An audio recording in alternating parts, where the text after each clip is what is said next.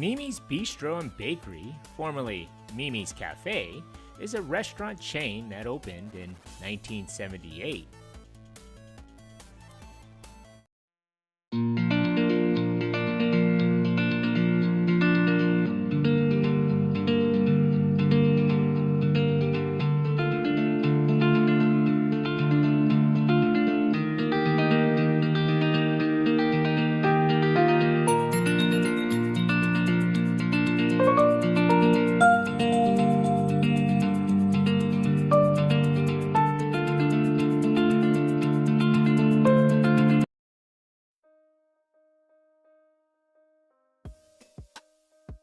Arthur Sims grew up in Chicago, where his father ran small hotels and cafes during the 1920s and 1930s.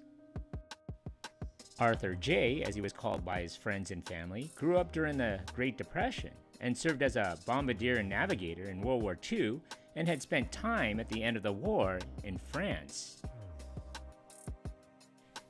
After serving time in World War II, he first became interested in opening up a restaurant upon his return to Chicago. His father-in-law was running some coffee shops in the city at the time, and he thought he could do the same. Armed with the idea, he moved to Los Angeles in 1948 and got a job running the commissary at the MGM studios for over 4 years, where he would charm some of the most influential players in Hollywood. A dashing and somewhat flamboyant man given to wearing a pink sport coat, Sims was well suited for Hollywood. In 1952, he would branch out on his own with his business partner, Bob Ehrman, serving up coffee from his coffee shop known as Ben Frank's on the Sunset Strip in Hollywood. 2 more Ben Frank's would open in the Los Angeles area, and Sims would also run another coffee shop chain called the Wooden Shoes.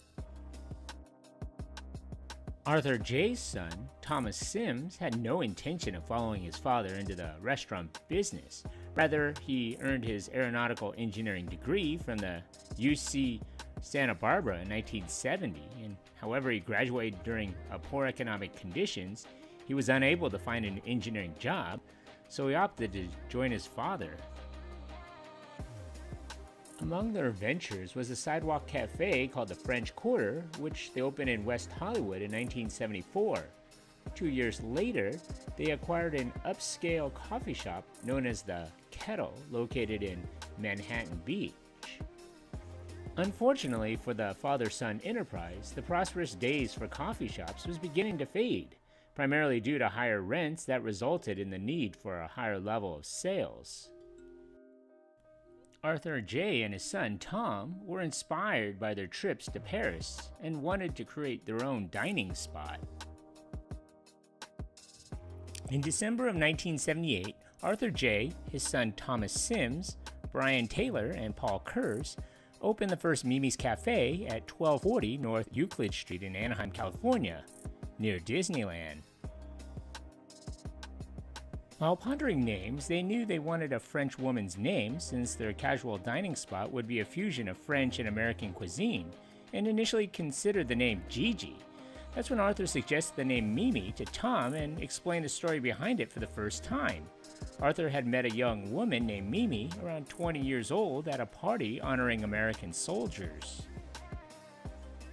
Mimi's Café was a new concept for the California restaurant scene and made it stand out. The casual cafe idea fused the style of a coffee shop and a restaurant together, something that wasn't really done before. The French-inspired bistro served fresh squeezed orange juice, oversized muffins, and dishes with exotic names such as œuf et pain pourvu, fancy for eggs with French toast, which also offered fresh, hand-prepared comfort food and bistro classics for brunch all day, lunch, and dinner and celebrations. It would soon build a reputation for its breakfast crowd from the growing area. They became famous for their bakery items, including muffins and croissants, baked daily. The restaurant was a major success, leading the company to open a second Mimi's Café in 1981 in Garden Grove, California, followed by others in 1982 and 1983. The company then accelerated the pace for the next several years, opening a new Mimi's Café every 8 months. By 1989, the company had 11 of the restaurants in Southern California, generating close to $30 million in revenues. The company also continued to operate Ben Frank's, French Quarter, and The Kettle, which combined accounted for another $8 million in sales. There was no desire to franchise the concept of Mimi's Café, the partners preferring instead to maintain tight control, because Mimi's Café was not an easy concept to execute in the early 1990s. The company implemented a training program called Mimi's University. The 5-day program of lectures, books, and exams was geared toward new front-of-the-house employees. Not only did the program instill the chain's philosophy and provide detailed information about the menu and how dishes were prepared, it served to weed out people who were not likely to fit in with the culture. As a result, Mimi's Café dramatically decreased its staff turnover rate. Mimi's Café reached 16 units in 1993, at which point they decided to accelerate the pace of expansion. The company took on debt and opened up another 5 restaurants over the next 2 years. During this period, Mimi's began to update its decor. When the chain was founded, marketing studies showed that women were the key decision makers on where to dine, and in keeping with these findings, Mimi's Café featured a lot of pastel colors, which also worked well in the high-density areas where the early units operated. However, as the chain expanded into suburban and rural markets, the color scheme no longer worked as well, especially with men. As a result, the chain went for a mainstream look, opting for the more earth tones and primary color accents. Pink tablecloths and floral curtains were now replaced with green and white checked tablecloths and white curtains featuring stripes of primary colors. The chain also went for an even more rustic exterior look. With an accelerated expansion pace came a need to move beyond the Southern California market, where finding an appropriate real estate became more difficult.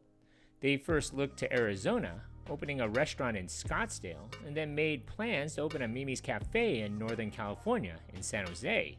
By this stage, at the end of 1995, the Mimi's Café chain was posting sales of about $50 million. They began harboring plans to spread the concept even further, perhaps taking it nationally, but such aspirations required help.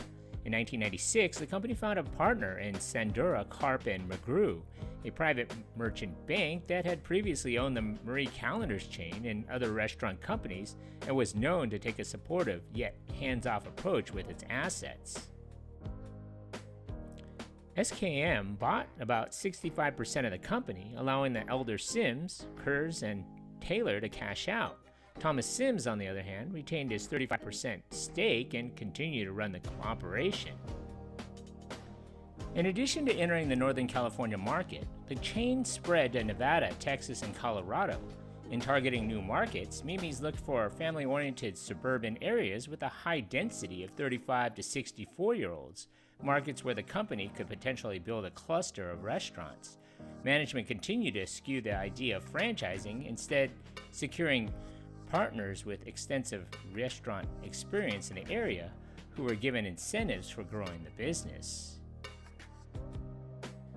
In October of 2000, Arthur J. Sims died at the age of 82, marking the end of an era.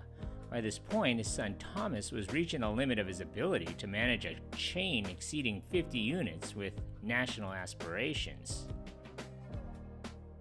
Over the next 5 years, the Mimi's Café chain had more than doubled in size, entering 2001 with 49 stores and sales topping $141 million. He sought out the services of an executive able to take the Mimi's Café chain to the next level. In 2001, he recruited and hired Russ Bendel to serve as president and chief executive officer, while he stayed on as a chairman of the board. When Bendel took over in June of 2001, the Mimi's Café chain numbered 53 units. Over the next 3 years, the company added another 27 units, moving into new markets such as Kansas City and St. Louis, Missouri, Tampa, Florida, Salt Lake City, Utah, Oklahoma City, and Tulsa, Oklahoma. Albuquerque, New Mexico, and Colorado Springs, Colorado. By 2003, revenues had grown to $240 million. To achieve this growth, the company had to take on debt, which by 2004 had grown to more than $75 million. In May of 2004, the company filed papers with the SEC to make an initial public offering of stock in hopes of raising $85 million to pay down its debt, but it would never happen. Bob Evans Farms purchased the Mimi's Café chain in July of 2004 for $182 million. The Mimi's restaurant chain would peak with more than 140 restaurants in 24 states. The chain faltered in the years after, when many new menu items were added and the new owners even began adding cocktail bars. In 2012, the struggling company began exploring options into selling the company. La Duff America bought the chain in February of 2013. The parent company also owns the La Madeleine restaurants. Their company headquarters moved from Irvine to Dallas. At the time of the acquisition, many locals applauded the return of many original menu items and feel that it is much more reminiscent of the original Mimi's and the recipes of the founder, Arthur Sims. As Mimi's president told the Register in 2013, "We're not taking Mimi's to a new place, we're taking her back to a place she was." The restaurants were renovated and its image soon overhauled.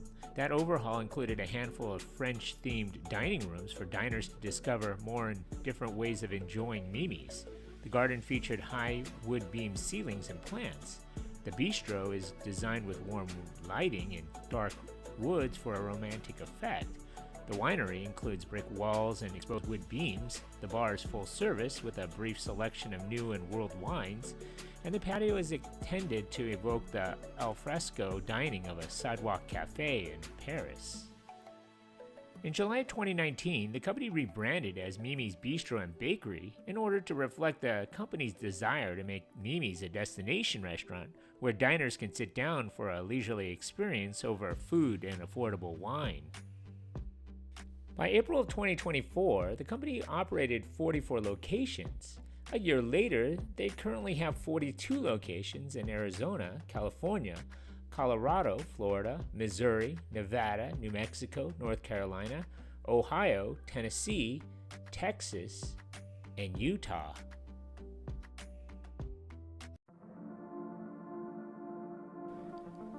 Thank you for watching. If you like this content, and if you haven't already, hit that subscribe button. Thanks.